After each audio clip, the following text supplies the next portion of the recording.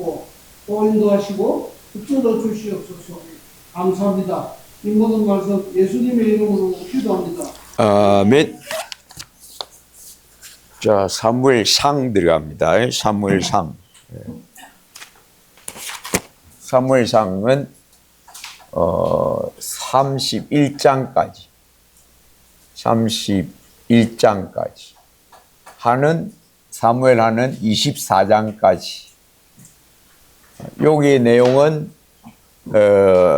세 사람, 사무엘, 사울 왕, 다윗 왕, 요 세 사람이 사무엘 상하의 중심 인물이고 가장 중심 인물은 결국 다윗인데, 이 사무엘 상하를 통해서 우리 하나님이 말씀하신 것은 하나님이 자기를 위하여 경건한 왕을 세우셨다. 이게 주제입니다. 이새의 아들 다윗을 만나니 내 마음에 합한 자라.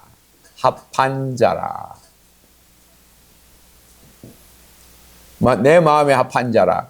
하나님과 딱 하나가 됐다 이겁니다. 그게 믿음입니다. 믿음이 뭐냐? 내 나름, 내 생각, 내 주견이 아니고 하나님께 딱 붙들린 상태. 제가 내 안에, 내가 제 안에 있는 요 상태가 믿음이다. 그래서 다윗이 바로 이런 믿음의 사람으로 살았기 때문에 하나님이 하시고자 하는 것이 다윗 안에서 그대로 나타났다. 이게 다윗의 삶입니다. 그래서 사무엘이 사무엘 마지막 사사입니다. 마지막 사사 사무엘의 활약. 1장에서 7장. 사무엘이 사사로서 활약을 합니다. 그래서 이스라엘에게 하나님의 말씀을 전하는 선지자, 사무엘의 말이 땅에 하나도 떨어지지 아니하였음을 그들이 보았다. 그래서 하나님의 뜻대로 늘 말하고 행하였다. 그게 사사 시대의 모든 사사 중에 제일 뛰어난 사사가 이 사무엘입니다. 요 가장 뛰어난 사사. 그리고 요 7장에 뭐가 나온가? 미스바 회개 운동. 그래서 에벤네셀 도움의 돌. 에벤네셀, 하나님이 여기까지 우리를 도우셨다. 그래서 에벤네셀의 이야기가 여기에 이제 사무엘을 통하여 나타납니다. 요 사무엘이 하나님의 뜻대로 이스라엘을 다스리다가 나중에 사무엘이 나이가 이제 들어서 어떤 일이 벌어지는가 하면 이스라엘이 우리에게도 왕을 세워달라. 근데 이 사무엘과 대조제되는 인물이 누구냐 하면 바로 엘리입니다. 엘리와 홈니 비느하스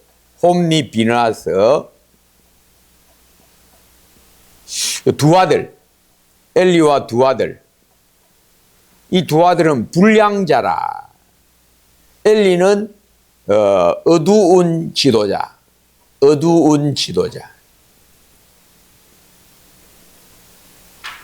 엘리는 어두운 지도자요, 홈니와 비느하스는 불량자 두 아들.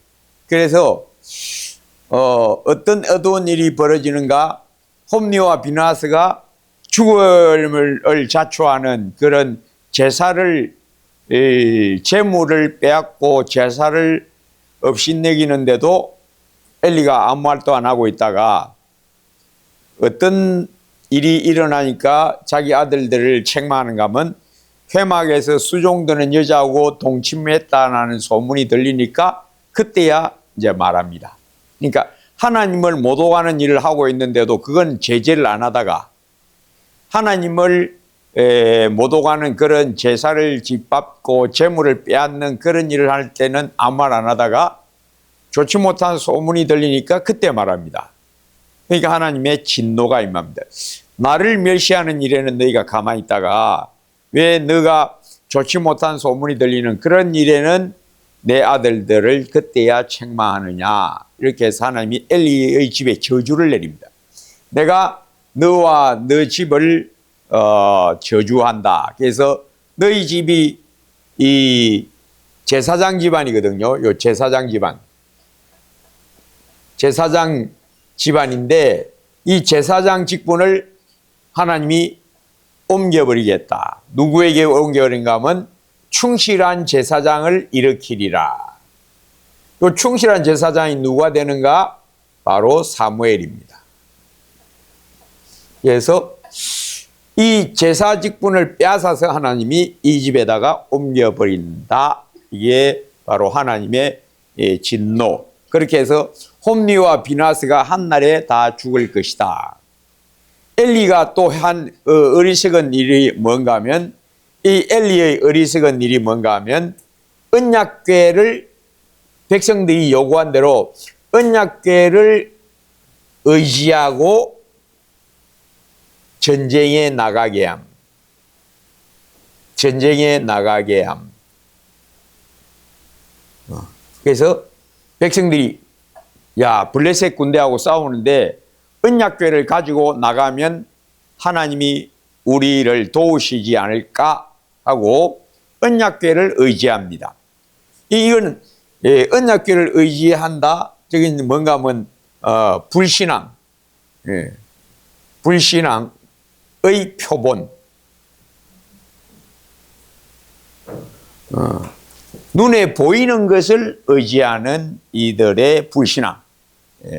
그렇게 해서 하나님의 진노가 임해서 뭘 빼앗깁니까? 언약궤를 빼앗기고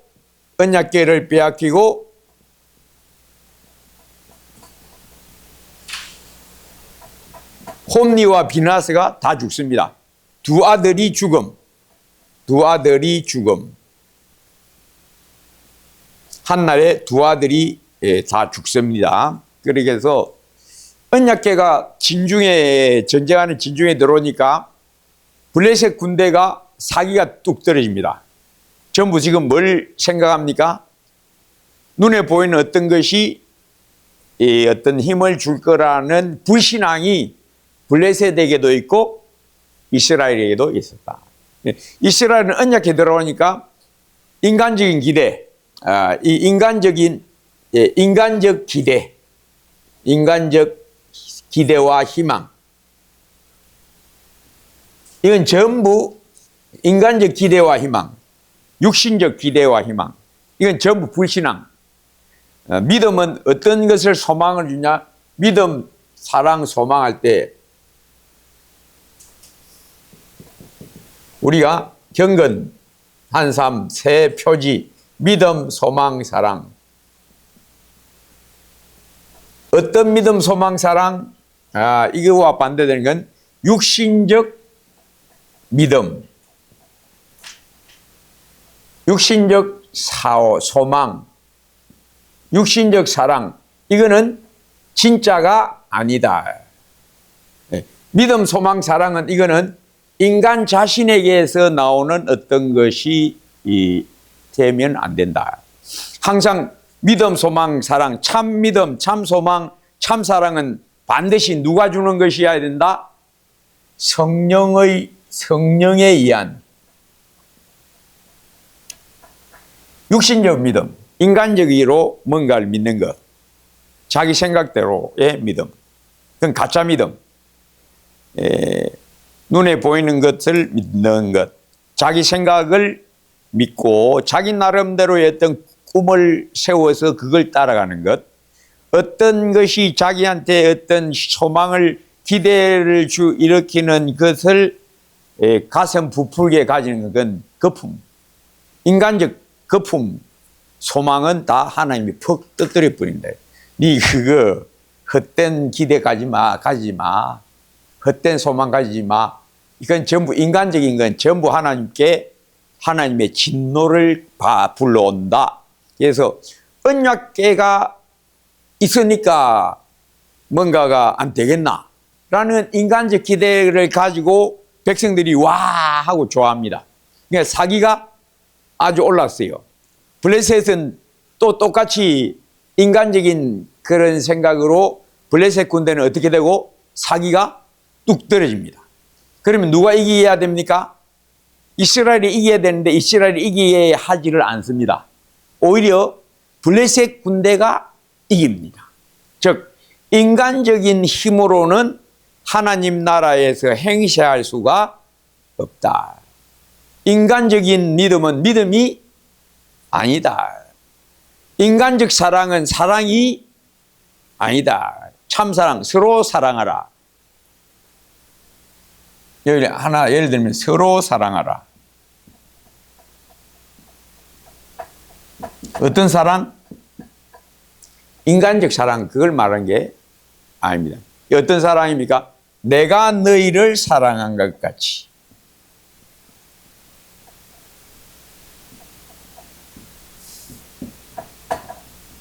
너희도 서로 사랑하라. 여기 앞에 여기 붙어 있어요.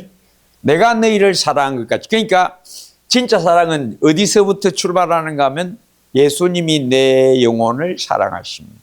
거기서 출발합니다. 이는 육신적 사랑이 아니다. 육신적 사랑이라는 게 어떤 겁니까? 우리의 타고난 인간 본성에서 나오는 것. 인간 본성에서 나오는 건 전부 우리 하나님이 요구하시는 그 사랑을 말하는 게 아니다. 어떤 사랑이 진짜 사랑이다? 성령으로의 사랑만 진짜 사랑이다. 이게 바로 우리 예수님이 우리에게 요구하는 사랑. 서로 사랑하라. 인간적으로 서로 좋게 잘 지낼 수 있죠. 그러니까 우리 예수님이 이걸 경고하려고 너희가 선대하는 자를 선대하면 남보다 더하는 것이 무엇이냐. 이방인들도 자기에게 선대하는 자에게 선대한다. 너희가 자기에게 문안하는 자에게만 문안하면 남보다 더하는 것이 무엇이냐. 하나님을 모르는 자도 다 그와 같이 한다. 즉 불신자도 자기한테 잘해주는 사람한테 다 잘해준다 이겁니다.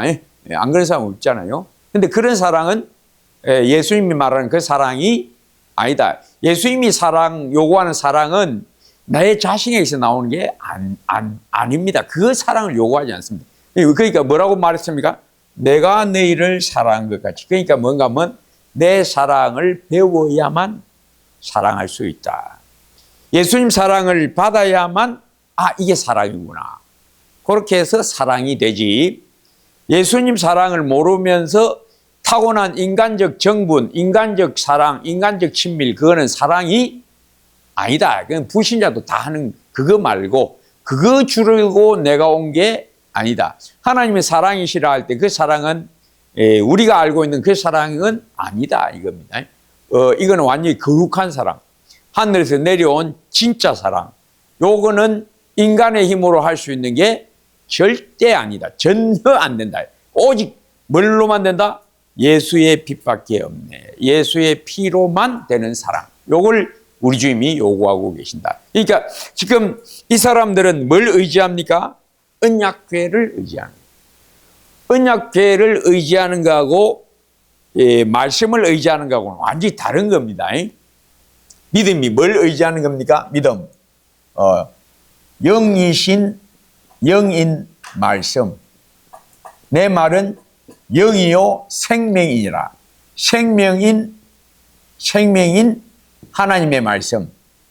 요걸 의지하는 것은 뭘로만 되는가 하면 인간적인 마음, 인간적인 생각, 인간적 분별로는 믿음을 가질 수가 없다. 인간적 믿음은 믿음이 절대 아니다. 이거는 저주받는 것이다. 요 믿음은 저주받을 믿음이지 진짜 믿음은 오직 누가 준다?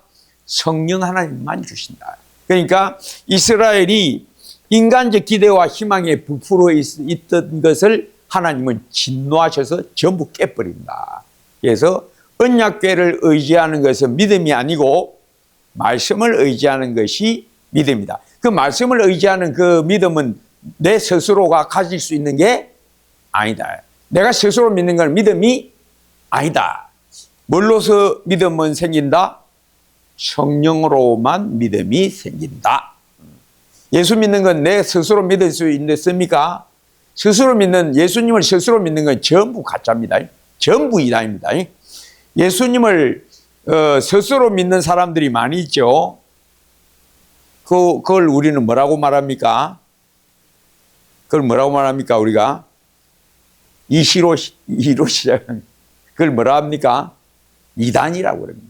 예수를 자기 스스로 믿는 건 전부 이단입니다. 믿음은 내 스스로 믿는 믿음이 되면 안 됩니다. 믿음은 반드시 누가 준다? 하나님만 주신다. 그래서 성령으로 아니하고는 아무도 예수를 주라 할 수 없다. 성령 아니고 예수를 주라 하는 사람은 진짜 믿음의 사람이 아니다. 가짜 믿음이다. 그건 자기 나름대로의 믿음. 지난 목요일에 했던 사사기 마지막 부분의 주제가 뭡니까? 바로 미가 제사장. 미가가 신상을 세우고 제사장을, 레위 소년을 제사장으로 세워서 스스로 뭐라고 생각합니까? 내가 하나님을 잘 섬긴다고 생각합니다. 그건 믿음이 아니다. 그건 저주받을 믿음. 하나님의 진노가 엄청나게 떨어지는 가짜 믿음. 그 성인, 몰몬교, 안식교 전부 어떤 믿음입니까? 인간적 믿음. 인간적 믿음은 전부 마귀가 부어주는 믿음. 그래서 우리의 믿음은 반드시 뭘로 얻어야 된다? 은혜로 얻어야 된다. 은혜의 성령만이 믿음을 준다. 이건 전부 체험의 영역입니다. 영적 체험의 영역. 그래서 인간적 믿음은 어떤 믿음입니까? 인간적 믿음. 인간적 믿음. 이 인간적 믿음을 가졌던 인물, 가장 뛰어난 인간적 믿음을 가졌던 신약에 나오는 가장 인간적 믿음을 가졌던 뛰어난 인물이 누굽니까? 바울. 인간적 믿음은 뭘 말하는가 하면 성경을 글자로 스스로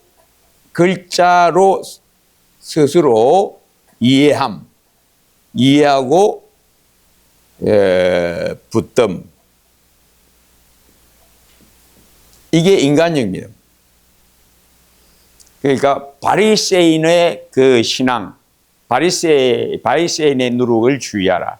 인간적 믿음을 주의하라. 인간적 믿음이 뭔가 하면 성경을 자기 나름대로 이해해서 믿는 것. 요거는 진짜 믿음이 아니다. 그러니까 성경은 반드시 누가 깨닫게 해주셔야 진짜 믿음이다. 성령의 마음에 탁 감동돼야 진짜 믿음. 아니고 성경을 자기가 딱 읽고 자기 나름대로 예수님을 믿는 건 전부 이단입니다. 그건 전부 이단입니다. 우리 안에도 그런 믿음이 많이 끼어 있습니다. 그런 건 전부 빼내버려야 돼. 전부 빼내버려야 돼. 그래서 믿음은 내가 스스로 가질 수 있는 게 절대 아니고 스스로 가지는 믿음은 전부 가짜다. 그래서 반드시 내 영혼은 내가 주인이 되었을 될 수가 없다. 이겁니다. 주제가 내 영혼의 주인은 내가 아니고 누구다? 하나님이다. 하나님만 내 영혼을 깨우쳐 주셔서 딱 주님을 빡 붙들게 하신다. 그러니까 예수를 믿어도 이런 이 바울 같은 예수 믿기 전에 바울 성경을 글자로 이해하고 글자 뜻으로, 그러니까 예를 들면 하나님은 사랑이시다를 글자로 이해하는 것은 어떤 것입니까? 누가 좀 설명하세요. 하나님은 사랑이시다를 글자로 이해하는 건 어떤 겁니까? 그렇지. 내가 생각하는 그 사랑으로 생각해. 그 사랑은 사랑이 아니야. 어떤 사랑이 진짜 사랑이다? 예수의 피로 내 안에 확 부어지는 사랑이 진짜 사랑. 예수의 피가 내 영혼에 확 들어오는 거. 그게 이제, 이 진짜 사랑이다. 그래갖고, 이제 성도를 어떻게 사랑하는 것? 성령으로 사랑하는 것. 이게 진짜 사랑이에요. 인간적 믿음을 사람들은 많이 갖고 있어요.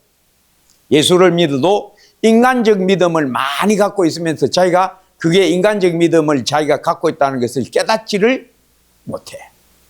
그러면 고집 센 사람, 비판적인 사람, 남의 흠 잘 보는 사람, 이 사람은 다 성경을 글자로 이해해가지고 다른 사람의 흠이 딱 보이고 비판이 그냥 나오는 사람.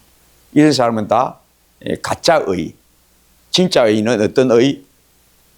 예수님의 의 같은 의. 그것도 아까 그랬죠. 사랑뿐만 아니라 의도 마찬가지. 의, 사랑, 의. 진짜 사랑 아까 이야기했죠. 진짜 의가 있고 반대는 인간적 의.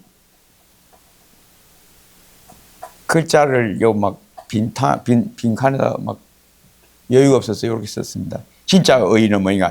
예수님의 의. 혹은 하나님의 의.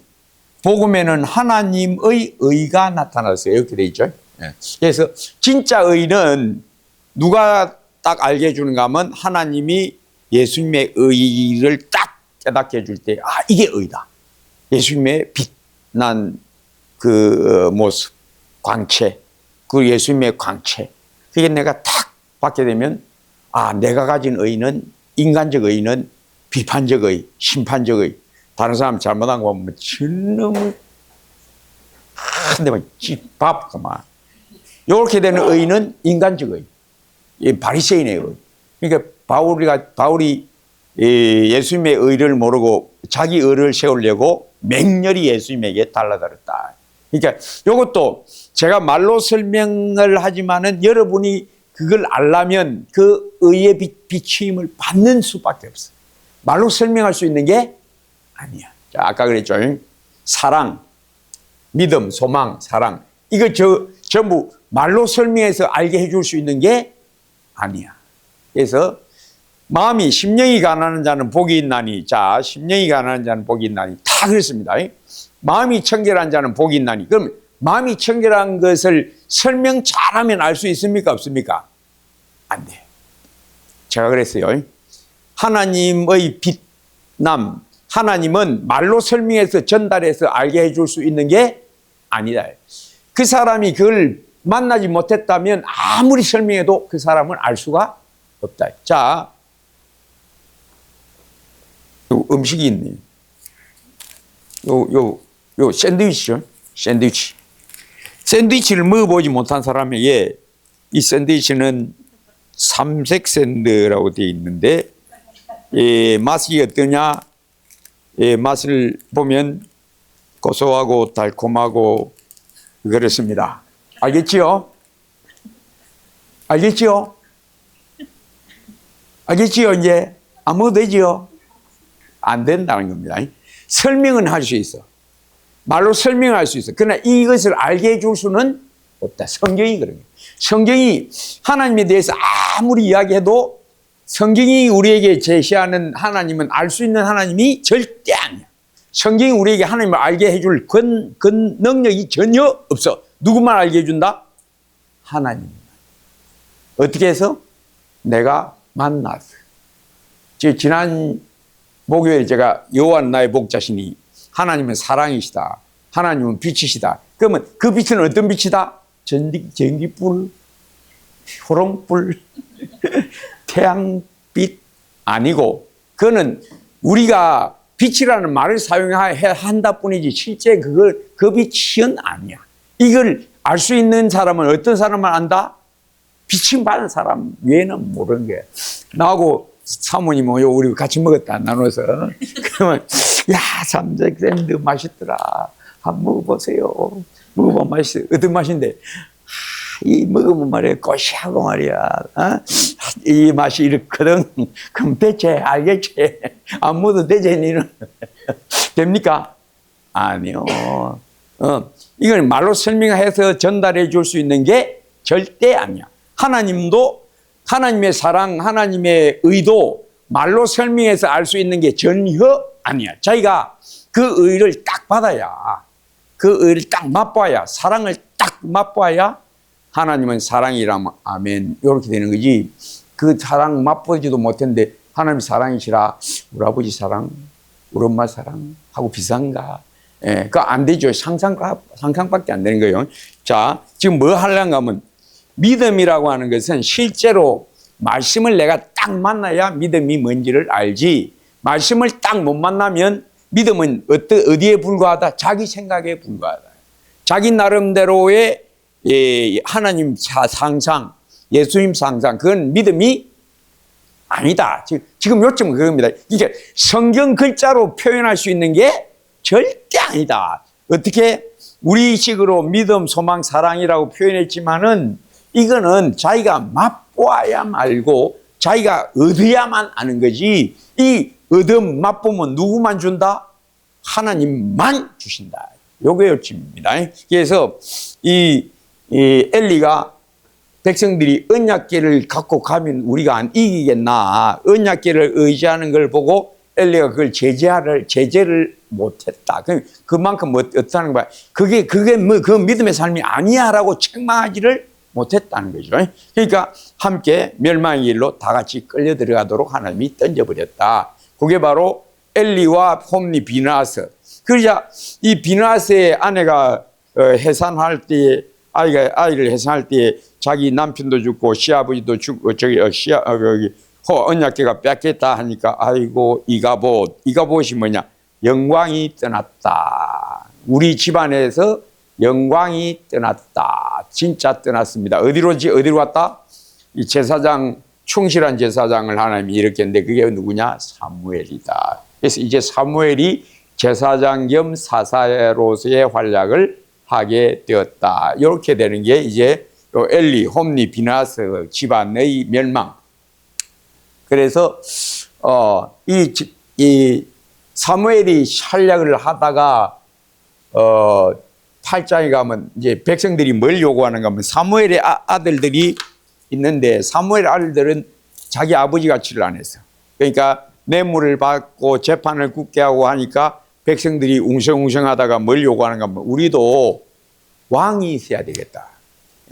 여러 이방 나라처럼 우리도 왕이 있어서 우리가 다른 나라한테 침략을 당할 때 왕이 우리를 이끌고 나가서 전쟁을 해서 이기게 해야 된다.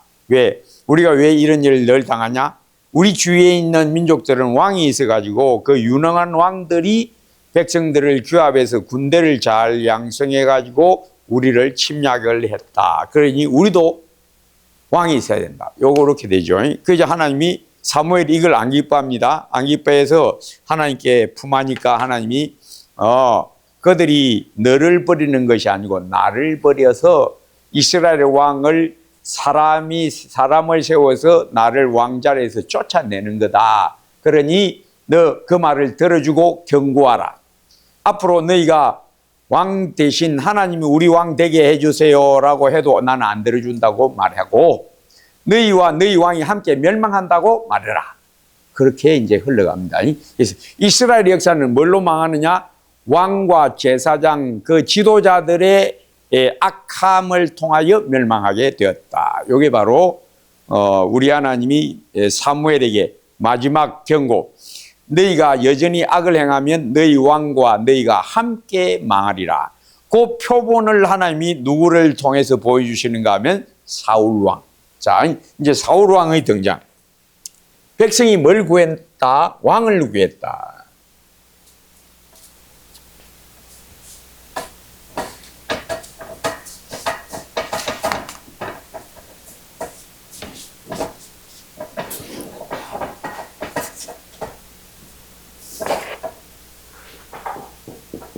왕을 요구한 이스라엘에 대한 징벌. 왕을 요구한 이스라엘에 대한 징벌. 뭘 주신다? 사울 왕을 세웠다. 사울 왕을 세워 망하게 하심.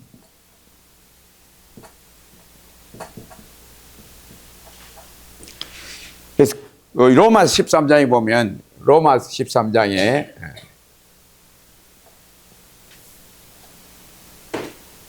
모든 권세는 하나님께로 난다.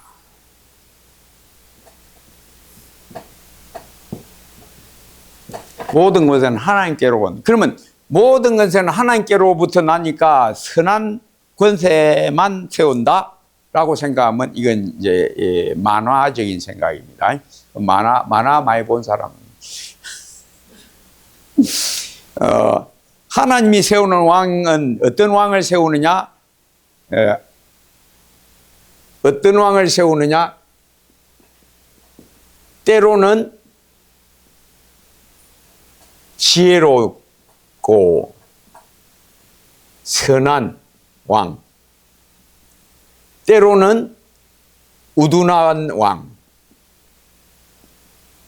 때로는 잔혹한 왕을 세우셔서 백성들에게 은혜를 베푸시고, 우둔한 왕을 세워서 미혹에 빠지게 하시고,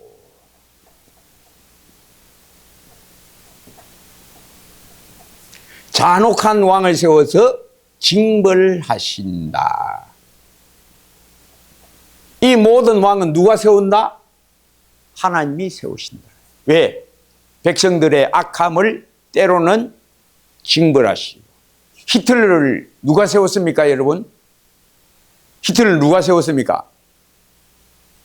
히틀러 누가 세웠습니까? 말을 안 해. 하나님이 세운 거예요. 하나님이 히틀러를 왜 세웠을까? 그 시대의 유럽을 재앙 내리려고.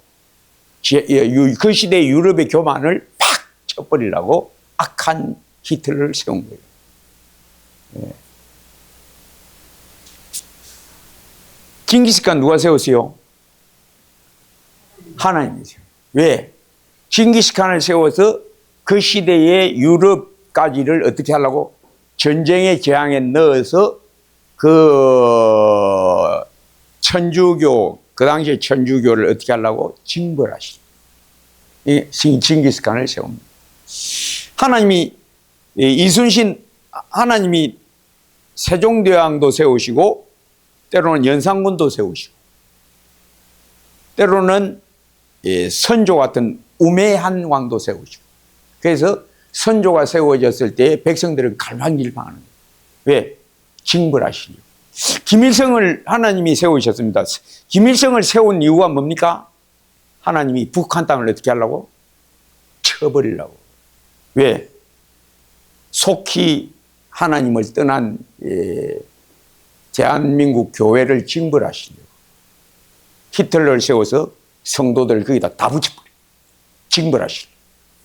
때로는 하나님이 아주 지혜로운 왕도 세우시고 선한 왕도 세우시고 잔인한 군주도 세우셔서 이 땅 죄인들을 때로는 벌하시고 때로는 그들의 교만 안에서 막 방황하게 만들고 때로는 다시 지혜로운 왕을 세우셔서 선을 은혜를 베푸시려고 하신다. 사울왕 세운 목적이 뭐라고? 지금 제가 뭘 말하고자 하는지 알겠습니까?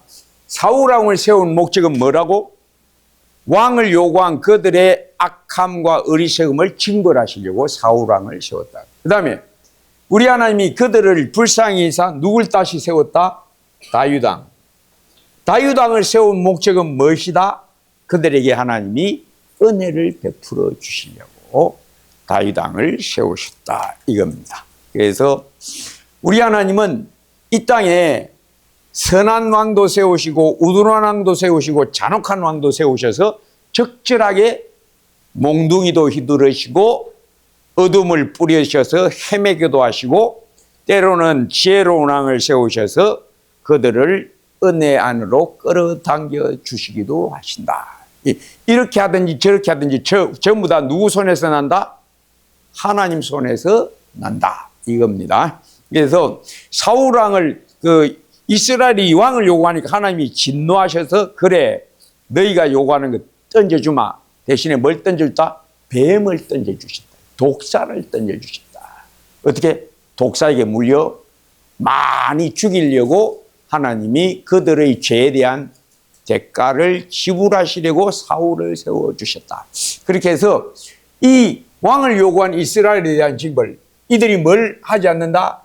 회개치 아니함. 이게 뭔가? 자기들이 가나안 땅에 거할 때에 하나님의 말씀에 순종하면 하나님이 늘 이른 비와 늦은 비를 내리시겠다고 약속하셨는데, 만약에 내 말을 듣지 아니하면 내가 어떻게 할 것이다? 너희 하늘은 노시 되고 너희 땅은 철이 될 것이다 라고 하나님이 명령하신 대로 그들이 바알과 아스다롯 이방신을 섬기니까 하나님이 뭘 세우시는가 하면 이방인들에게 뛰어난 왕을 세워서 그 뛰어난 왕으로 말미암아 이방인들이 강하게 되어 그들을 치러 오게 하셨다. 그러니까 이 말씀, 너희가 내 말을 버리면 나도 너희 중에 있는 이방인들을 강하게 하여 너희 옆구리에 가시와 너희 허리에 찌르는 것이 되게 하리라 하셨는 대로 한 거예요. 그러니까 이 사람들이 자기들의 죄 때문에 이방인들이 강하게 되어서 탈취하러 왔다는 것은 인정 안 하고, 뭘 인정 안 하고, 자기의 죄는 인정 안 하고, 우리가 왕이 없어서 그런가 아이가, 이렇게 외모로 판단하고 그 실질적인 그 알맹이, 우리 하나님이 말씀하신 거는 던져버리고, 왜 너희가 이방인들한테 괴로움을 당하느냐? 암몬 족속, 모압 족속, 블레셋이나 미디안 족속이 강해서 너희를 탈취하고 너희 농작물을 추수할 때 전부 다 거두어 가버리는 이런 일을 왜 당하겠느냐? 이방인들 왕들이 똑똑해서 그렇게 된 것처럼 보이냐? 아니다. 너가 악하니까 이방인들에게 똑똑한 왕을 주셔서 강하게 해서 너희를 치러 오게 하셨다. 그 대표적인 인물이 나중에 아주 뛰어난 이방인 왕 나중에 등장하죠. 바벨론 왕 누구? 그렇죠. 바벨론 왕 느부갓네살.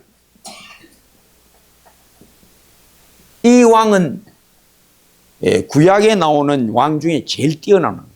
아주 뛰어난 왕. 그러니까 바벨론 전 지역을 통일시켜서 강성하게 해서 누구를 치러 왔다? 유다를 치러 온 거예요.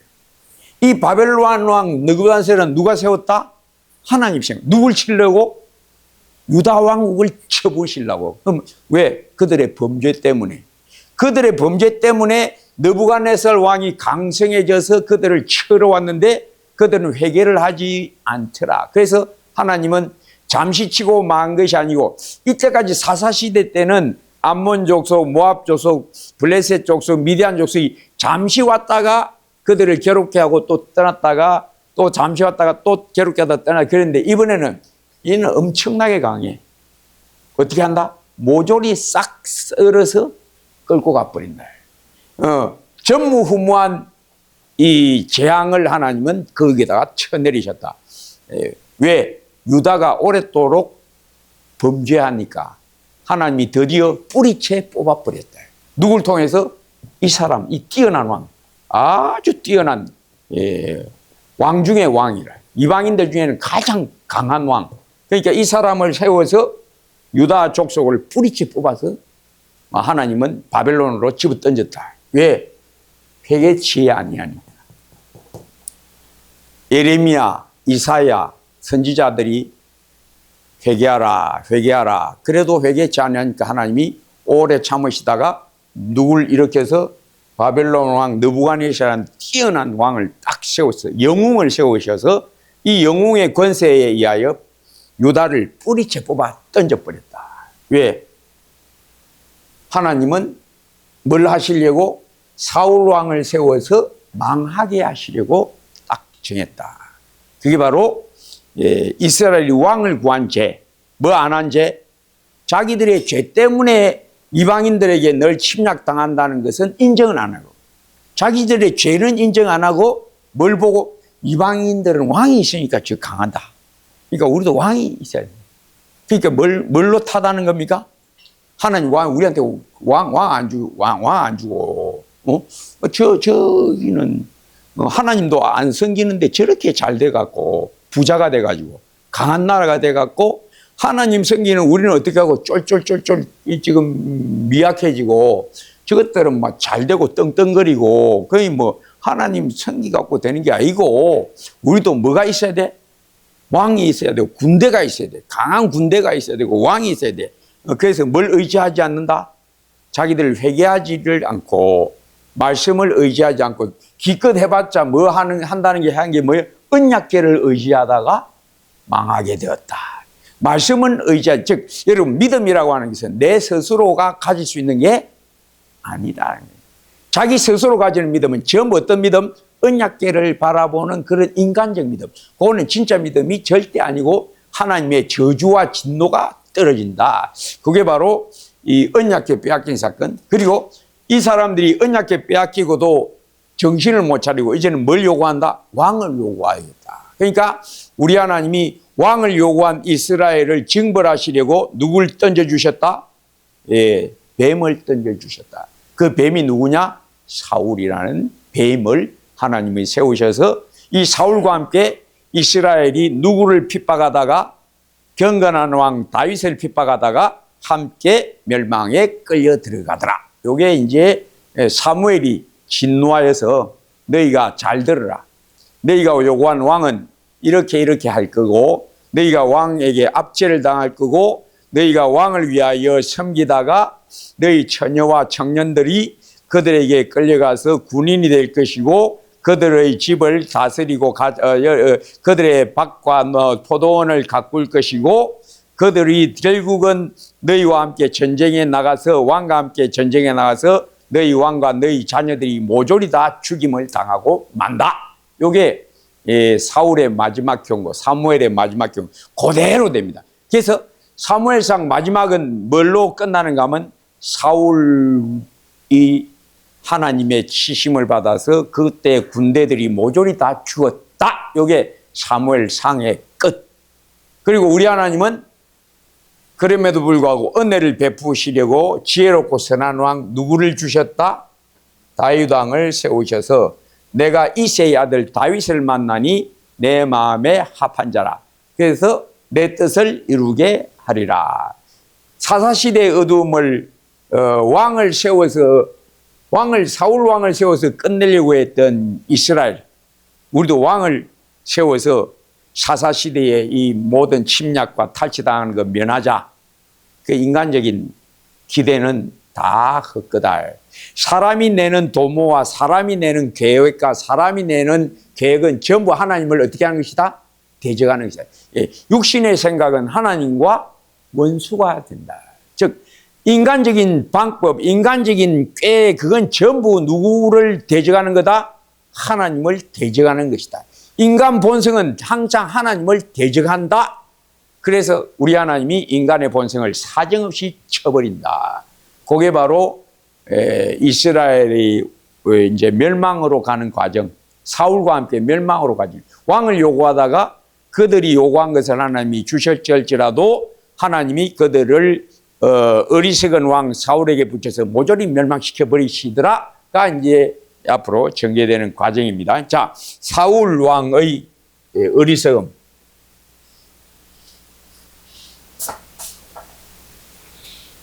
사울 왕의 불신앙.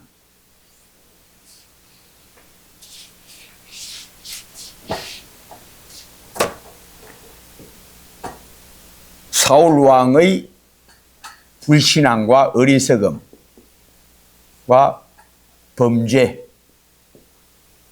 범죄들 1. 블레셋과의 전쟁에서 사무엘 대신 제사 드림 7일을 기다리라.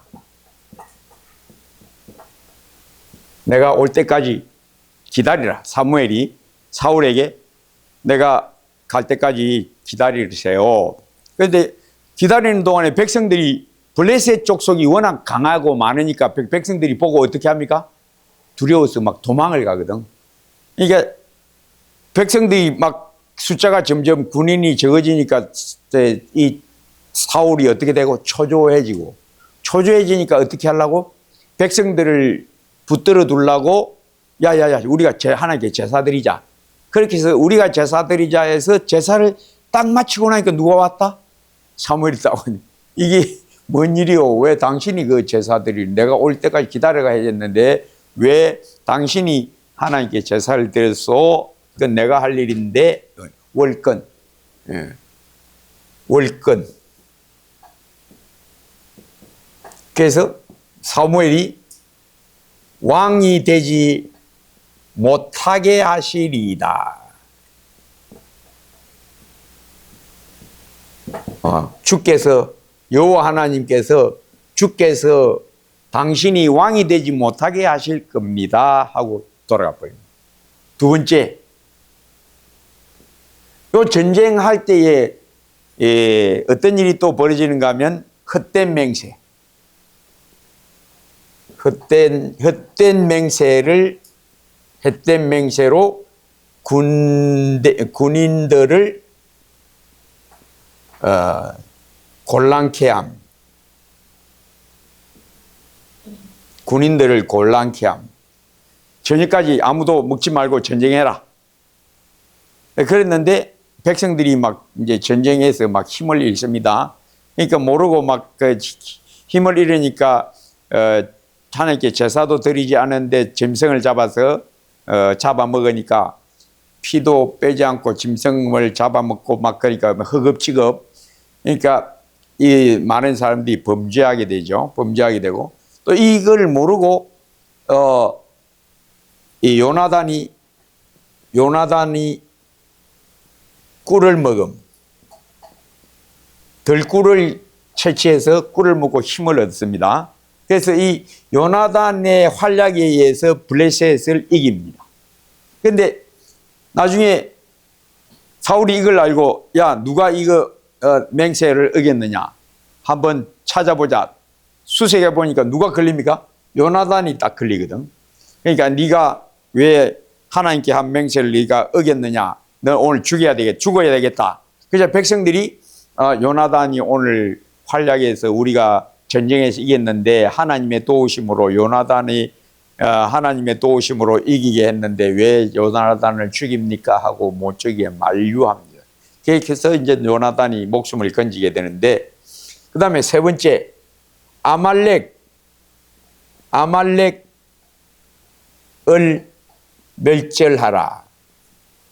멸절시키라. 그런데 이 아말렉 왕 아각을 죽이지 않고 아각을 사로잡고 양과 소의 양소 중 좋은 것을 남김.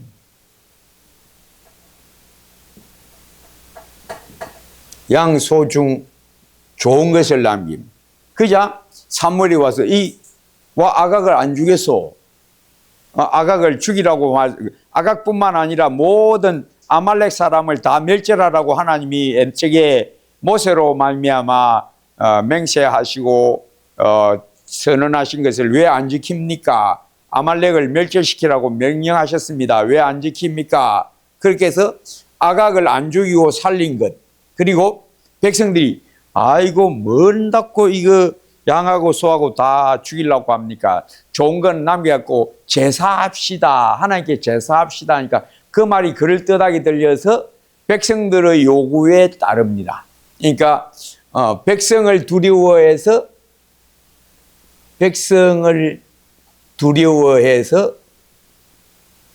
두려워하여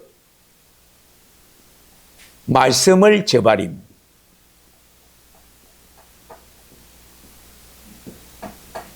하나님의 말씀을 저버립니다. 그러니까 사울이 뭐라고 하니까 왕의 나라를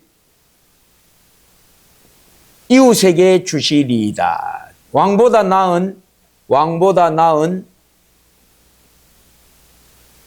이웃에게 주시리이다 하고 사무엘이 선언합니다. 이렇게 해서 사울대로 해서 이제 딱 끝나게 되도록 하나님이 정하셨다. 이게 다 어디서 나왔느냐? 사울 왕의 불신앙, 그리고 이 불신앙으로 말미암은 여러 가지 어리석은 범죄들로 사울 왕은 결국 그 최후에 어떻게 되느냐? 길보아 전투에서 자기 아들 셋과 함께 요나단, 말기수와 아비나답 요 세 사람과 함께 사울 왕은 블레셋 족속에게 다 멸절됩니다. 그렇게 해서 사무엘의 말대로 왕을 요구한 너희의 죄가 크다. 주께서 너희가 여전히 범죄하면 너희와 너희 왕을 함께 멸망시키시리라. 대로 딱 끝납니다. 그게 사무엘상 끝까지. 근데 요 중에 이제 누가 등장하는가 하면 다윗이 등장합니다. 하나님이 자기를 위하여 예비하신 경건한 왕, 경건왕 다윗. 요 다윗이 어떻게 해서 다윗이 되느냐?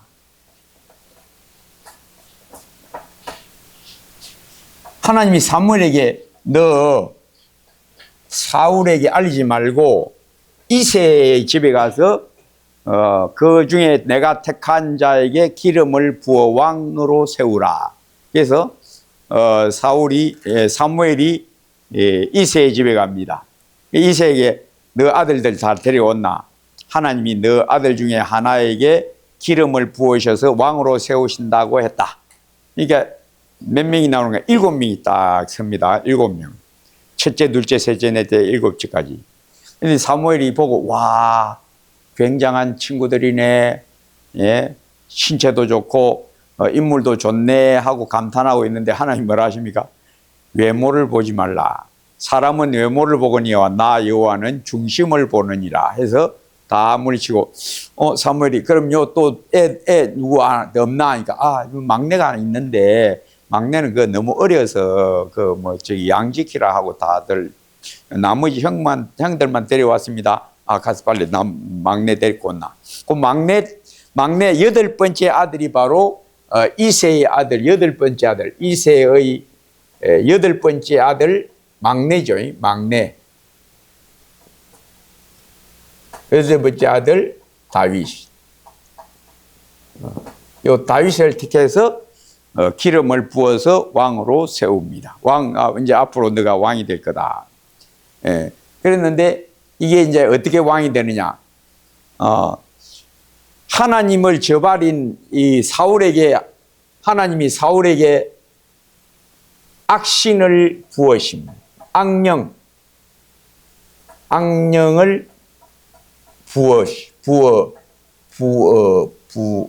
부으심. 악령을 부으심. 즉, 하나님의 저주, 징벌. 그래서 하나님이 사람을 외면하면 누가 딱 지키고 있다가 딱 달라드는가 하면 마귀가 딱 달라붙습니다.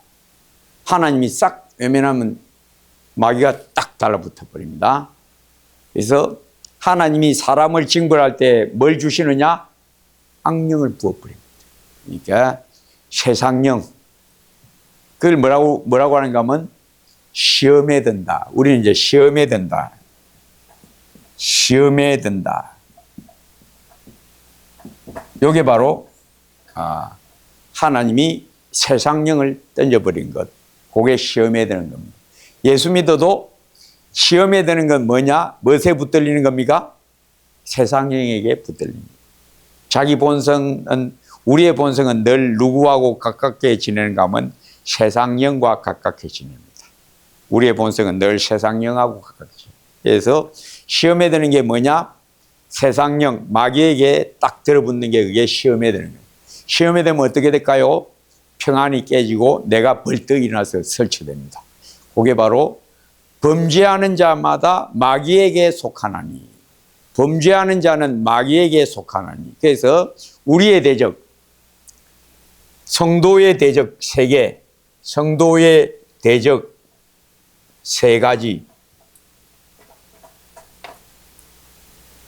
대적 3개, 세계, 마귀, 세상, 그 다음에 나, 다른 말로 하면 죄, 옛사람.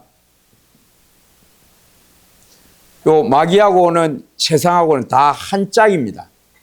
마귀와 세상은 한 패고, 그리고 내도 마귀하고 한 패입니다.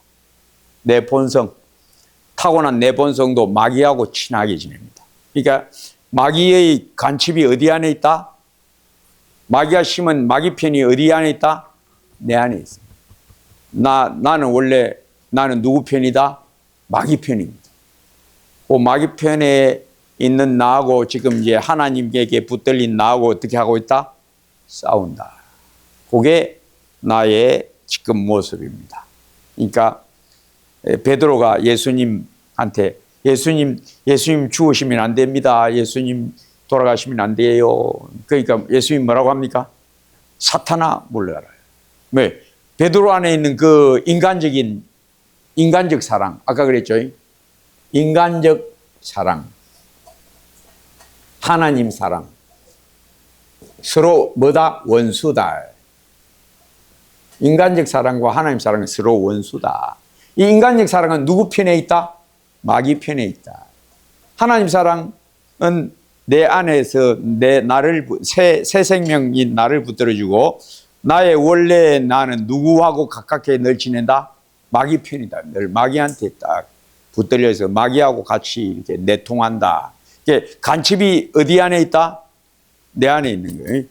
내 옛사람은 항상 누구 편이다? 마귀 편이다. 원래 나는 마귀 편이었으니까. 그죠? 원래 우리 주인은 마귀 아닙니까? 그죠? 예수 믿기 전에 내 주인은 마귀가 내 주인이에요. 맞죠? 맞아요. 여러분만 그런 게 아닙니다. 예수 믿는 사람 다 그래요. 원래 나는 누구 편입니까? 마귀 편입니다. 마귀하고 친해요. 그래서 마귀를 따라다니면서도 마귀한테 따라다니는 일도 모르고 막 따라다니고. 지금도 가끔씩 마귀 와서 야 예요 하고 또 따라가려고 한다고. 그래서 원래 나하고 지금 진짜 나하고 늘 싸워야 돼. 늘 싸운다고. 원래 나는 이제 늘 마귀한테 꼬임 받아갖고 야야야 해라 너무 때려 기분 나쁘다.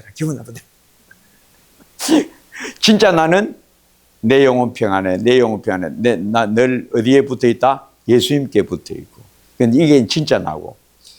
옛날 나가 시가 야 놀자. 이게 옛날 나야. 옛날 나는 늘 누구하고 가까이 지낸다? 마귀. 그러니까 마귀 편들어서 나를 자꾸 넘어뜨리는 게 이게 나입니다. 옛날 나 믿기 전에 나. 그래서 사울에게 악령을 딱 부으니까 늘 어떻게 한다? 악령에 붙들려 갖고 막 이 폐악을 지고 막 이 소동을 부리고 그렇게 하는데 사람들이 안 되겠다. 거기서 좀 하나님을 경외하는 믿음의 사람들은 안 되겠다. 우리 왕 제대로 나누면 안 된다. 어떻게 해야 된다? 하나님의 은혜가 필요하다. 누가 찬송 잘하는 사람 없나? 그래서 수소문에서 누구를 데려옵니까? 이새의 아들, 마지막 아들이 반주도 잘하고 노래도 잘하고 무용이 있고 아주 용맹스러운 소년입니다. 데려오세요. 데려와서 수금을 타면 어떻게 하고 악령이 떠나더라. 우리 하나님의 영이 임하니까 이제 마귀가 떠나는 거예요. 그래서 하나님이 사람에게 벌 줄 때는 뭘 주신다? 요걸 부어주신다. 벌 줄 때는 요걸 주. 그러니까 기도할 때 우리가 뭐라고 기도합니까? 시험에 들게 하지 마시옵고. 왜? 그렇게 기도 안 하면 뭐가 나를 붙들어 버린다? 마귀가 나를 붙들고, 마귀가 붙들면 뭐가 일어난다? 내 본성이 이제 나와서 활개치는 거예요. 내가 나와서 막 활개치는 거예요. 그래서 겟세마네 동산에서 예수님이 뭐라고 경고합니까? 시험에 들지 않게 깨어있어 기도하라. 마음에는 원유로되 육신이 약하도다. 그래서 그들이 꼬박꼬박 졸고 일어나니까 이제 뭐가 이제 들어왔다? 마귀가 들어와 가지고 베드로가 어떻게 합니까? 칼 휘두르죠. 어디에 붙들려서? 마귀에게 붙들려서 칼 확 휘두르고 또 따라가다가 어떻게 하고? 예수님 모른다고 3번 부인하고 전부 다 자기가 마귀에게 붙들려 있으면서도 자기가 마귀에게 붙들려 있는 줄을 전혀 모릅니다. 그래서 시험에 든 사람은 자기가 시험에 든 줄을 전혀 모릅니다. 알 도리가 없어요. 그래서 하나님이 진노하시면, 저주하시고 징벌하시면 뭘 부어버린다? 시험에 들게 하신다. 마귀에게 붙여버린다. 근데 하나님이 은혜를 주시면 어떻게 한다? 마귀는 나에게서 떠나고 내 영혼 평안해. 내 영혼 평안해. 이렇게 된다. 그래서 우리 주님이 베푸신 은혜의 능력은 나를 이 세상 영역에서 자유케 하고, 또 내가 은혜에서 떨어지면 어디에 또 붙어버린다? 마귀에게 내가 다시 붙어버린다. 요걸 여러분 깨닫고 항상 깨어있어 기도하라. 시험에 들지 않게 깨어있어 기도하라. 근데 이 이세의 8째 아들 이 다윗은 아주 뛰어난 믿음의 사람입니다. 그래서 수금을 켜니까 악령이 떠나고 하니까 사울에게 총애를 받는데, 마침 전쟁터에 나갔다가 누굴 보게 되는가 하면 골리앗을 보게 됩니다. 골리앗을 보는데 그 골리앗이 굉장하거든요. 굉장한 거인데 키가 한 3m에 가까운, 거의 3m에 가까운 거인에다가 노투구를 쓰고 배틀체 같은 창날을 붕붕붕붕 돌리면서 고함을 지르고 백성들의 사기를 완전히 다 밟아놨는데, 백성들이 두려워서 모두 떠는데 이 다윗이 딱 보고 왜 저 사람이 우리 하나님의 백성을 저렇게 모욕을 하고 있느냐. 그런데도 왜 여러분들 가만히 있어요? 그러니까 그 옆에 있는 군사 한 사람이 저 골리앗을 쓰러뜨린 자는 왕이 사위를 삼는다더라. 그래요. 그렇게 해서 이 골리앗을 쓰러뜨리게 되는데, 물맷돌에 돌을 쟁여가지고 딱 던져가지고 이 다윗이 골리앗을 쓰러뜨리고 일약 이제 유명한 인물이 되죠. 이게 바로 골리앗을 이김.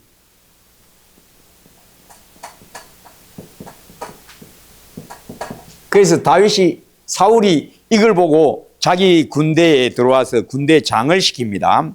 그렇게 해서 성성장구합니다. 다윗이 가는 곳마다 여호와께서 이기게 하시더라.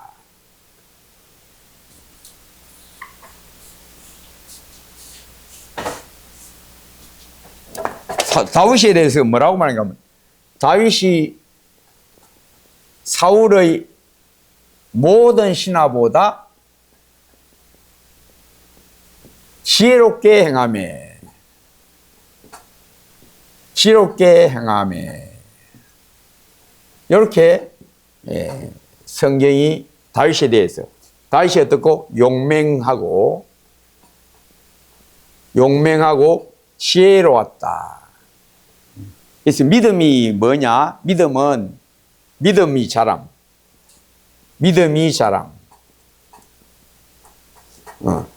지혜가 자라고 담대하게 됩니다. 여기 뭔가 하면 어리석음을 잘 물리치고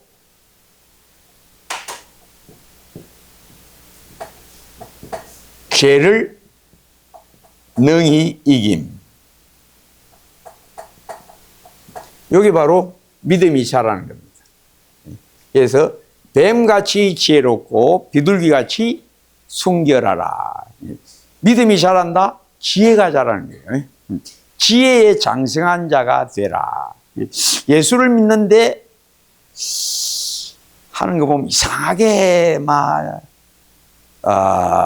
딱 막힌 것 같고, 고집만 세고 고함만 잘 지르고, 그런 건 어떤 사람인가 하면 자기는 믿음이 좋은 줄로 알란가 몰라도 뭐가 부족하다? 지혜가 부족하다. 그래서 믿음이 자라는 것은 지혜가 자라는 거예요. 지혜가 제일이니 지혜를 구하라. 여기 보면 다윗에 대해서 뭐라고 말합니까? 사울의 모든 신하보다 지혜롭게 행하더라. 이 뭐가 뛰어나다는 겁니까? 영적 분별력이 뛰어나다. 영적 분별력이 뛰어나고 죄를 잘 피해간다 이겁니다. 이 지혜가 부족하면 어디에 잘 걸리느냐? 우매함, 미련함, 분별이 부족함, 여기에 걸린다. 이건 바로 믿음이 부족하다. 믿음이 뛰어나다는 건 뭔가 하면 영적으로 밝다라는 겁니다. 영적으로 밝고 마음이 온유해서, 겸손하고 온유해서 자기 자신에게 걸려들지를 않는다. 이게 믿음이 뛰어난 겁니다. 믿음이 뛰어나지 못하면 어디에 잘 걸린다? 자기한테 잘 걸린다. 고집스럽고 고함 잘 지르고 자기는 뭐 옳다고 생각하는데 보면 늘 보면 비판적이고, 그러면 자기는 의로운 줄로 착각하는데 보면 지혜로운 사람 딱 압니다. 이거 완전히 이거 먹통이구나. 이거 완전히 이거 완전히 돌이구나, 돌. 그럼 자기는 굉장한 믿음의 사람들 착각해요. 믿음의 사람은 어떤 사람이다? 지혜로운 사람이다. 이거 잊으면 안 돼요. 그래서 지혜에 장성한 자가 되라. 악에는 미련하고 선한데 지혜롭기를 원한다. 또 뭐라고 말씀하는가 하면 지혜가 제일이니 지혜를 구하라. 너의 얻은 모든 것을 가지고 명철을 얻을지니라. 지혜와 명철. 다윗이 어떤 사람이냐? 지혜와 명철의 사람.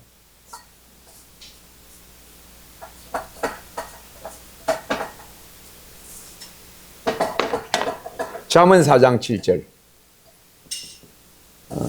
지혜가 제일이니 지혜를 구하라. 악을 떠나는 것이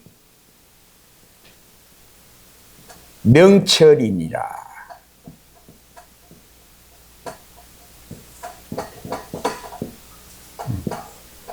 육신적으로 지혜롭고 명철한 사람이 있어요. 육신적으로 지혜롭고 명철한 사람은 어디 가면 깃발 날리느냐? 학교 가면 깃발 날려. 학교 가면 전교 1, 2등 막 착착착 해내. 같이 공부해도 머리가 명석한 사람 못 따라갑니다. 머리 명석한 사람은요, 신학기에 딱 책 봤죠? 교과서 봤죠? 휙 하면 다 통달해 버려요. 그거 못 따라가요. 그 사람하고 공부하면 절대 못 따라가요. 내가 전교 1등 딱 그냥 꼽아놓고 해요. 그거는 머리가 뛰어나는 거예요. 그거는 타고나는 것이지, 그 타고나지 않으면 안 됩니다. 근데 이 머리가 조금 둔하면 학교 가는 걸 전부 재미없어요. 왜? 학교 수업 시간에 막 수학, 물리, 수학 누가 만들었어? 그런 사람은 학교 가면 별로 인정을 못 받아요. 선생님도 별로 귀 안 봅니다. 학교에서 인정받으려면 제 공부를 잘해야 돼요. 학교에서 인정받으려면 공부를 잘해야 되고, 공부 못하면 선생님들도 별로 인정 안 합니다. 예. 그리고 아무리 책상 앞에 앉아 있어도 별로 성격이 안 올라가요. 성격이 잘 안 올라갑니다. 그건 육신적으로 명철한 것. 지금부터 우리가 말하는 지혜나 명철은 신령한 것. 신령함. 이 신령함은 뭔가? 하늘에 속한 진리. 하늘에 속한 진리의 밝음. 하늘에 속한 진리가 뭔가 하면, 다른 말로 하면 예수 그리스도. 다른 말로 하면 또 성경. 예수님을 잘 깨닫는 사람이 명철한 사람. 예수님을 잘 아는 사람이 지혜로운 사람. 믿음이 자라라, 믿음이 자라기를 사모하를 다른 말로 하면 지혜가 제일이니 지혜를 구하라. 너의 모든 것을 가져 명철을 얻을지니라. 그래서 지혜롭고 명철한 사람은 뭘 잘 분별하는가 하면 하나님의 뜻을 잘 분별합니다. 하나님의 뜻을 잘 분별합니다. 어찌해야 할지를 범사에 하나님을 기쁘시게 하는 길이 뭔가를 잘 찾아내요. 그래서 로마서 12장 2절, 마음을 새롭게 함으로 어떻게 해서 변화를 받아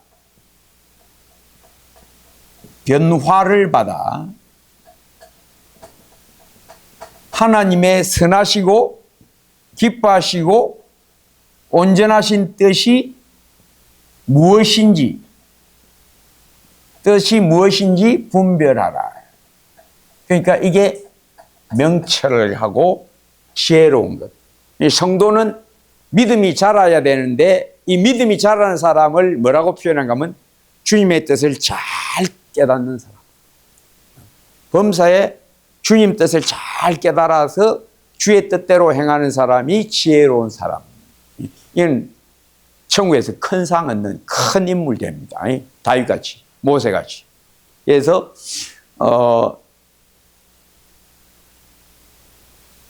다윗이 사울의 모든 신하보다 지혜롭게 행하매 이렇게 나오죠. 그래서 믿음이 뛰어나다는 것은 지혜가 뛰어나다. 그래서 지혜가 뛰어나는 건 어떤 거냐? 어떤 일을 당해도 예수님하고 딱 붙어서 예수님하고 따라가는, 예수님 따라가는 사람. 그 말이 쉽지.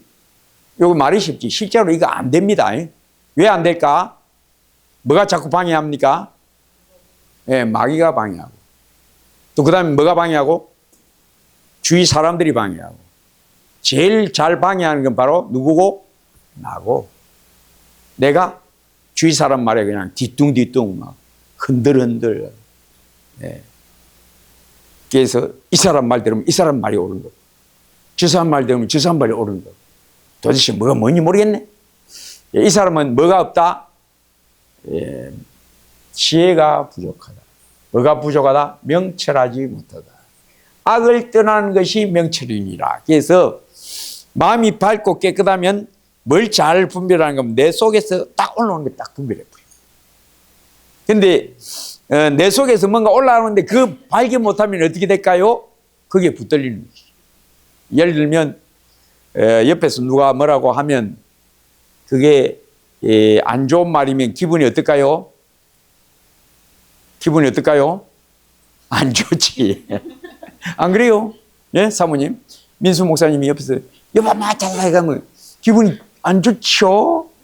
기분이 안 좋은 거 올라오는 그게 뭐냐? 내 본성이라. 명철한 사람은 이걸 딱 발견하고 어떻게 한다? 그걸 딱 물리친다. 근데 명철하지 못한 사람은 그걸 발견하지 못하고 거기에 그냥 붙들려서 뭐라 했어? 이러면 뭐가 부족하다? 명철하지 못하다. 예. 명철한 사람은 뭘 잘 발견한다? 내 속에서 싹 올라오는 그 내 본성, 나, 원래 나를 딱 보고 착 물리친다. 그게 명철함. 그러면 어디에 걸려지지 않는다? 죄의 줄에 매이지 않는다. 그러면 그러려면 마음이 어떻게 돼야 된다? 깨끗하고 박지 않으면 누가 한 말하면 거기에 어떻게 돼서 짜증스러워서 뭐가 나온다? 입에서 짜증 섞인 말이 탁 나간다. 그게 바로 어디에 붙들린 거다? 나한테 붙들린 거고, 요걸 다른 말로 하면 시험에 들었다라고 말하는 겁니다. 그래서 명철, 악을 떠나는 것이 명철. 이 악이 뭔가 하면 내 안에서 일어나는 내 원래 나. 요게 악입니다. 요걸 잘 발견하는 사람이 눈이 밝은 사람. 내 속에서 일어나는 내 생각, 내 기분, 내 욕심을 착 잘 보는 사람이 명철한 사람. 그리고 그걸 피해서 주님 피하기만 하고 안 되거든. 피해서 누구에게 붙어야? 예수님에게 딱 들어붙어야 그게 지혜라. 그러니까 이 다윗이 얼마나 지혜로운가. 나중에 이제 아주 곤란한 지경에 빠졌을 때 이제 나옵니다. 사울이 어디에 들어가느냐? 전쟁하고 이게 이기고 돌아오니까, 다윗이 전쟁하고 돌아오니까 여자들이 나와서 환영합니다. 여자들이 나와서 환영하면서 뭐라고 합니까? 사울의 죽인 자는 천천히요, 다윗의 죽인 자는 만만히로다. 이러니까 그거 듣고 누가 기분이 나빠요? 사울. 그러니까 사울이 그거 듣고 기분 나빠지는 게 바로 어디에 붙들린 거다? 자기에게 붙들린 거다. 자기의 시기심에 붙들린 거다. 이겁니다. 그래서 자기에게서 일어나는 이 시기심에게 딱 붙들리는 것을 피하지를 못했다. 그게 사울이 멸망으로 들어가는 길목에 들어섰다. 근데 다윗은 사울에게 와서 죽음을 타는데 사울이 또 이 다윗을 보니까 그냥 속이 부글부글 받쳐갖고 막 창을 들어 던졌다. 여러분이 만약에 다윗이다. 사울이 창을 던졌다. 기분이 어떨까요? 아이고 좋아라. 절대 그렇진 않지. 창 날라오는데 어이구 겁나라. 와 이러십니까? 이래야 되는데 다윗은 자기 속에 일어나는 사울에 대한 그 미움, 사울에 대한 그 분노를 어떻게 했다? 쫙 물리쳤다. 이게 명철한 거다. 명철한 사람은 자기 속에 일어나는 자기에게 있는 이 악을 어떻게 한다? 분별해서 착 피한다. 그러니까 다윗은 사울에게 창 던짐을 세 번 당합니다. 두 번에 걸쳐서 세 번 당하는데 나중에 굴에서 사울을 만났으면 여러분이 만약에 그런 일 당하면 사울 보면 어떻게 할까요? 뭐 뻔하죠. 아무리 마음씨 좋아도 그건 안 되죠. 가만 놔둬? 안 되지. 또 옆에서 또 뭐라고 해요? 죽이라고 그러니까. 그러니까 그 사람 말 들어도 옳거든. 내 생각에도 그게 옳거든. 그러니까 어떻게? 옳거니 죽이자. 근데 사울은 다윗은 어떻다? 그러면 안 돼. 그러면 안 돼. 그래서 자기도 안 죽일 뿐만 아니라 부하들로 하여금 죽이지 못하게 막아버렸다. 왜? 어떻더라? 악을 떠나는 명철이 있었다. 이 악이라는 것은 아까 내가 말했죠. 어디서 난다고? 내 안에서 일어난다. 내 안에서 일어나는 악에게 내가 딱 안 걸려드는 것이 명철이고, 그것만 갖고 안 되고 옆에서 누가 죽이라고 했는데도 어디에 피했다? 주님의 말씀에게 딱 피했다. 이게 지혜다. 그게 바로 우리 제가 이제 지금 여기 설명해서 그렇거니 하지만 여러분이 그 직접 당하면 이게 될까? 직접 당하면 못 해요. 우리가 실생활에서 그걸 늘 겪잖아요, 그죠? 실생활에서 너나 알 것 없이 다 겪어요, 그죠? 그럼 애가 말 안 들으면 어떨까? 이미 누구 닮았니? 애만 미운 게 아니라 이 애를 닮지 않은 그 사람도 미워진 거야. 그게 어디서 난다? 내 안에서 원래 나가 나를 휘잡는다. 미움이 나를 딱 휘잡는데 마음이 깨끗하고 밝으면 내 속에서 일어나는 그 아이에 대한 미움과 그 아이의 그 닮음을 준 그 아버지까지도 미워하는 그 마음을 어떻게 한다? 쫙 물리쳐버린다. 그게 바로 악을 떠나는 것이 명철이니라. 뿐만 아니라 그것에만 그치는 게 그것도 한 번, 두 번이지 자꾸 그 애 빽빽 울고 다 보면 지갑이 이제 같이 하니까 더 닮은 것도 보면 지갑이 닮았어. 그러니까 계속 뭐가 미워지려고 해? 남편도 믿고 아도 믿고 이리 되는데 그걸 피하려면 어디에 피해야 된다? 예수님의 사랑. 우리 예수님의 사랑에 딱 붙들리지 않으면 그게 안 된다. 그러니까 명철하고 지혜로운 게 최고다. 바로 이 말입니다. 이게 여러분, 이게 안다고 되는 게 아닙니다. 안다고 절대 안 돼요. 신앙생활은 훈련소에서 교과서로 배우는 그게 아니고 실전에서 나와야 돼. 실전에서 자기가 그걸 딱 당할 때 다윗같이 딱 되도록 마음이 깨끗하고 밝아서 내 안에서 일어나는 나의 원래 모습을 딱 보고 피해버려야 되고, 그거 피한다고 되는 게 아니고 누구에게 가야 된다? 예수님에게 딱 붙들려야 이긴다. 이거는 제가 이제 설명으로 이렇게 했지만 실상 여러분이 살아가면서 이걸 해야 돼. 자꾸 해야 돼야 나중에 어떻게 된다? 다윗같이 되는 거야. 자꾸 이런 일을 겪어야 다윗같이 되지. 성경 읽고 그렇구나, 다윗이 그랬구나, 참 용안지고 그렇게 해갖고는 일이 되는 게 아니다. 성경 안 닫고 일이 되는 게 아니고, 성경 알고 아멘, 다윗이 그렇게 했습니다, 믿습니다, 아멘, 나 성경 믿습니다, 그게 믿음이 아니다 이 말입니다. 믿음은 뭐라고? 실제 내 안에서 내가 그걸 이기는, 또 그걸 물리치는 실전으로 딱 갖추어져야 그게 믿음이라. 성경 안다고 믿음이 전혀 아니다. 제가 자꾸 이야기하는데 성경 하나님 말씀입니다. 맞습니까? 믿습니까? 다윗이 엔게디 굴에서 사울을 살려줬습니다. 믿습니까? 아멘. 믿습니다. 여러분, 우리도 그렇게 할 수 있습니까? 할 수 있다고 믿습니까? 아멘. 믿음 아닙니다. 그런 걸 믿음이라고 생각하면 안 돼요. 믿음은 뭐라고요? 실제 내가 내 안에서 밝게 보고 주님을 딱 붙드는 이게 진짜 믿음. 그래야 이렇게 되는 거죠. 그래야 돼. 안 그러면 안 됩니다. 성경에서 듣고 아무리 그 다음 주일 원래 때 총무가 발표하는데 내 옆에서 뭐라고 한 말 하고 그럼 분위기 이상해지고 서로 막 옥신각신하고 언성 높이고 그럼 전부 어디에 걸린 겁니까? 자기 악에게 걸린 겁니다. 자기 악에게 걸린 겁니다. 이게 눈이 밝아서 명철하면 악을 떠나는 것이다. 지혜로운 것은 뭐다? 주님에게 피하는 것이다. 자, 계속해서 이제 24장. 방금 한 이야기는 다윗이 사울을 처음 살려준 24장. 다윗이 굴에서 사울의 옷자락만 뱀이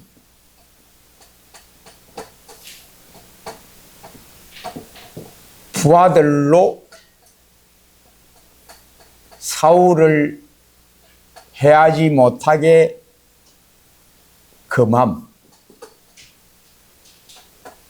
금지함. 왜 이렇게 할까요? 하나님께 맡기라. 원수 갚는 것이 내게 있으니 내게 맡기라 라신 말씀대로 사울은 하나님이 세운 기름 부은 왕이니까 내가 손대는 것은 하나님이 금한다. 그건 하나님이 하실 일이다. 내가 할 일이 아니야. 하고 뭘 기다린다? 하나님이 심판, 원수 갚는 것이 내게 있다.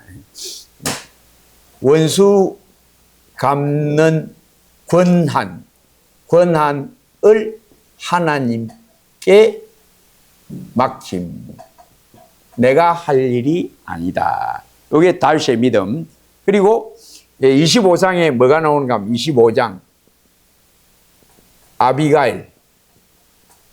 아비가일이 다윗이 원수 갚는 일을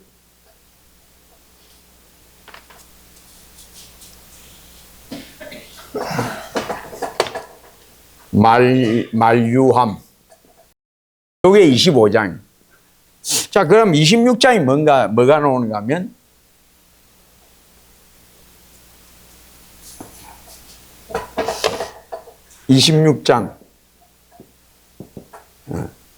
두 번째 사울을 살려줌.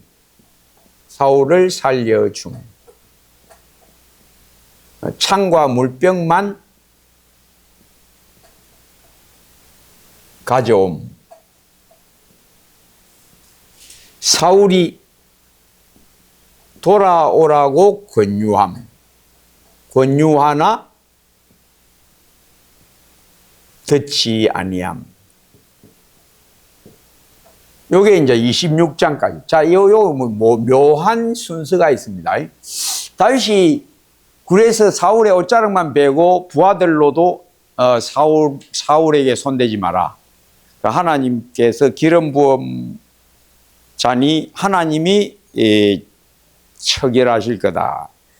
전장에 나가거나 혹 죽을 날이 이르러서 하나님이 그를 죽이실 것이니까 나나 너희는 손대지 마라. 하나님께 맡기라. 그래서 인내하며 소망을 가지게 하십니다. 끝까지 참으라. 언제까지? 우리 하나님이 손으로 그 일을 이루실 때까지를 참아라. 그래서 믿음은 사랑은 오래 참고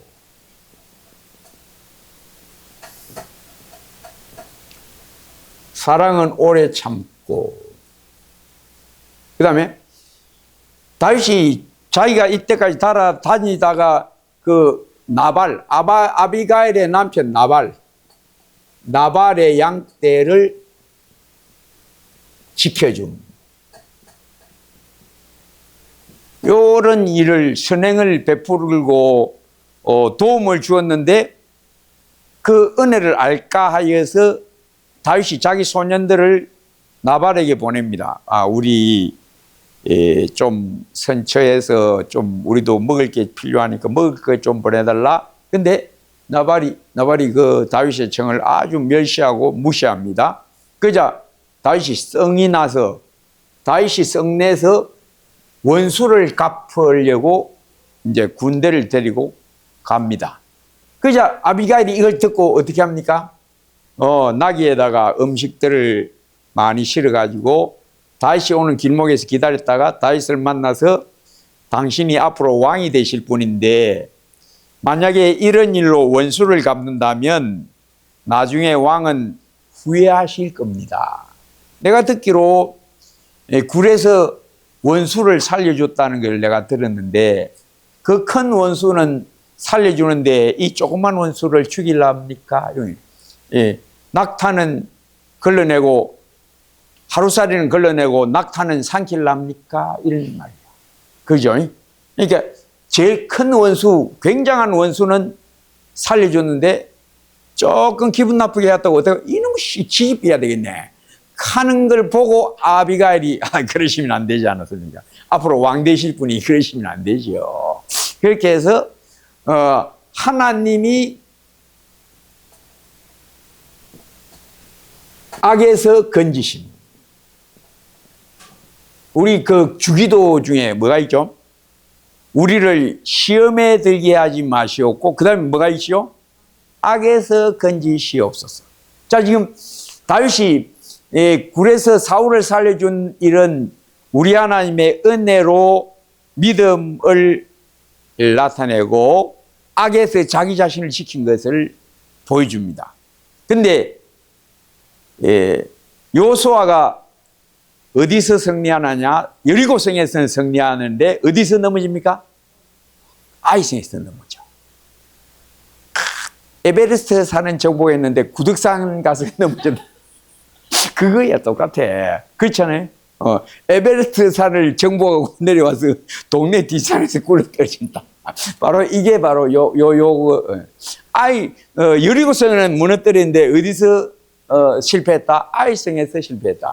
그러니까 다윗이 여기는 굉장한 그 의를 나타냈는데 여기서 어떻다? 막 그냥 못 참았다 이거죠. 이게 뭘 말하는가 하면 다윗아, 네가 사울을 살려준 거는 네 본심이 아니야. 누가 너와 함께 했다? 하나님이 너 마음을 지켜주셨다. 네가 은혜로 승리했다. 근데 내가 안 도와주면 너는 어떻게 된다?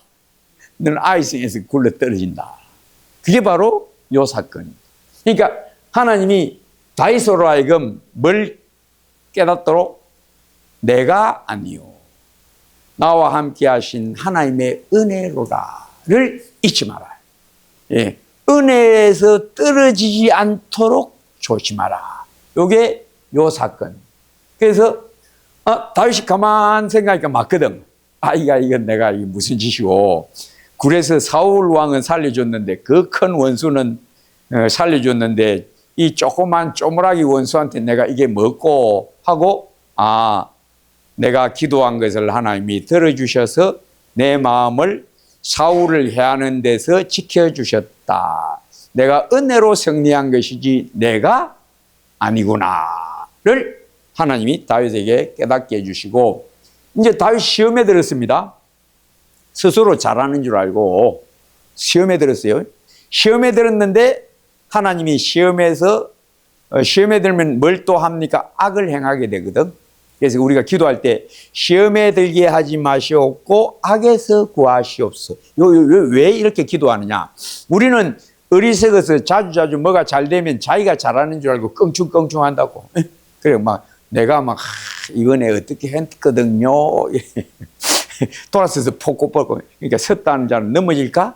조심하라. 요 내용입니다. 그래서 자기가 좀 우쭐해고 있는데 누가 한 말 하니까 뭐? 나발이 뭐 좋다고? 이 가자. 자식 뭐 집인다. 가자. 하고 가는데 사실은 자기가 시험에 걸려서 가고 있다는 것을 모릅니다. 모르니까 하나님이 누굴 보내서?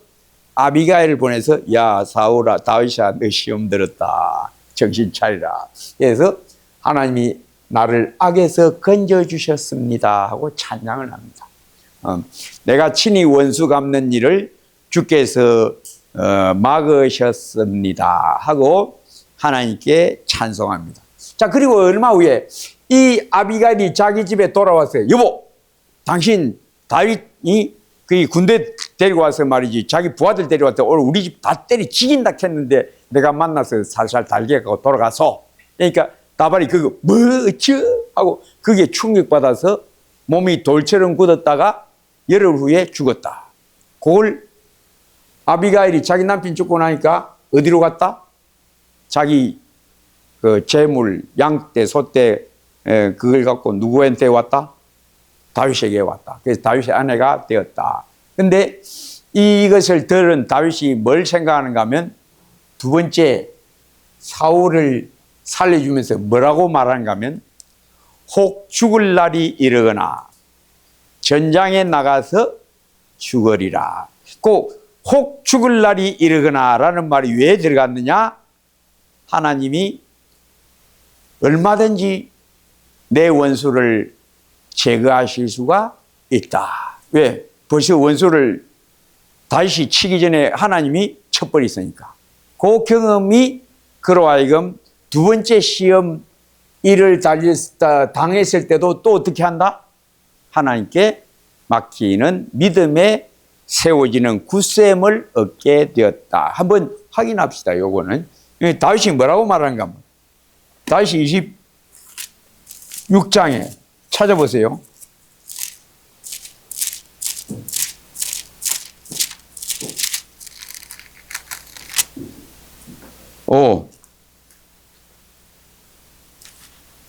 자, 10절, 26장 10절.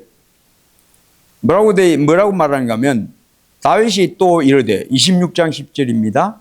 여호와께서 살아계심을 두고 맹세하노니, 여호와께서 그를 치시리니, 혹은 죽을 날이 이르거나, 또는 전장에 나가서 망하리라. 자, 여호와께서 그를 치시리니, 혹은 죽을 날이 이르거나는 누굴 떠올리게 합니까? 나발. 그 다음에 또는 전장에 나가서 망하리라. 이건 나중에 누가 그렇게 되느냐? 사울이 길보아 전장에 나가서 요 전장에서 죽임을 당합니다. 그러니까 다윗으로 하여금 믿음에 굳게 세워지게 해준 것은 다윗 자신이 아니고 나의 나 된 것은 하나님의 은혜로 된 것이니가 다윗에게 그대로. 그러니까 우리가 아가 스스로 크는 줄 알죠. 지가 뭐 잘 먹고 잘 움직여서 잘 큰 지가 스스로 큰 줄 알지만 그게 아니고 다 부모의 돌보심을 따라 아이가 자라듯이 우리 영혼도 믿음이 점점 자라는 것은 내게 늘 은혜를 주시고 내가 시험에 들어도 악에 빠지지 않도록 또 지켜주신 우리 하나님의 돌보심에서 내가 믿음의 사람으로 오늘 이르게 되었다. 내가 아니요 나와 함께 하신 하나님의 은혜로라. 이게 다윗의 삶이고 이게 모든 성도도 다 이런 길을 걸어가게 된다. 자, 오늘 여기까지입니다.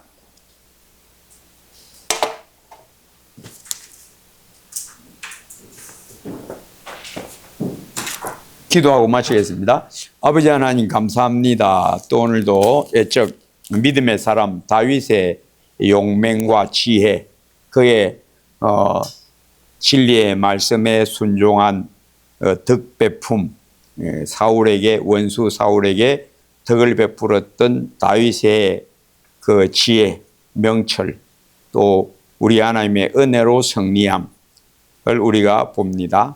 나의 평생이 우리 하나님의 손에 있고 다윗의 시편 23편의 고백처럼 나의 평생의 선하심과 인자하심이 반드시 나를 따르리니 내가 여호와의 집에 영원히 살리로다가 우리들 모두에게 다 임하게 됨을 압니다. 늘 나의 평생에 나와 함께 하시는 하나님의 선하심과 인자심 늘 감사하고 즐거워하며 찬양하고 더욱 주님 사랑하며 살아가게 하옵소서. 예수님 이름으로 기도합니다. 아멘. 수고들 하셨습니다.